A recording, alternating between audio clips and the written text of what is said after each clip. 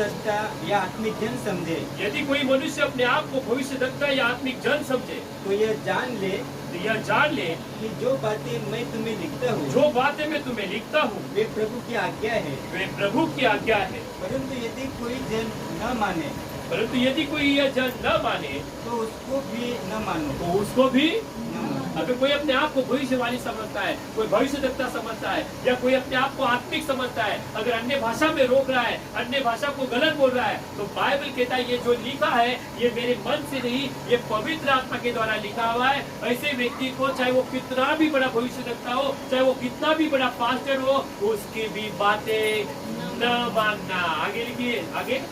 अतः भाइयों भविष्यवाणी करने की धुन में रहो, भविष्यवाणी करने के धुन में रहो, और अन्य भाषा बोलने वाले से मना न करो। अन्य भाषा बोलने से मना न करो। हालेलुया। बाइबल कहता है अन्य भाषा बोलने से मना न करो। 40 वचन क्या कहता है?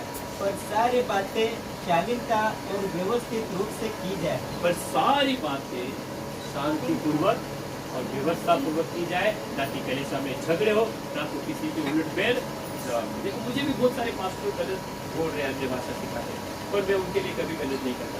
बस बाइबल कहता है उनको पसंद है और हमें किसी पे भी दोष नहीं देना है, पर बाइबल सख्त मना करता है, चाहे कितना भी पवित्र व्यक्ति क्यों ना हो, कितना भी बड़ा पास्टर क्यों ना हो, अगर वो अन्य भाषा में मना करता है तो उसकी भी बातें न मानो।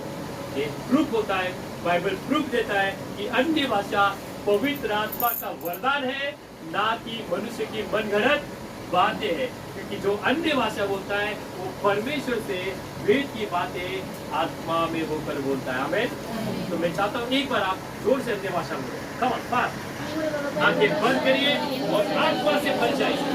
ओरी कंदा नमः समना नमः संगनि बोलो शिकिरिया नमः ओरी नमः संगनि बोलो शिकिरिया नमः समना नमः हालेलुया नमः नमः समना नमः ओरी बिनि बोलो दुनिया नमः समना नमः हालेलुया हालेलुया ओरी वासना बोलो शिकिरिया नमः समना नमः ओरी बिनि बोलो शिकिरिया नमः समना नमः हालेलुया। आमेन।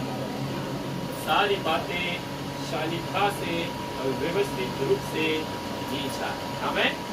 हालेलुया। बोलो यीशु मसीह की। अब हम प्रार्थना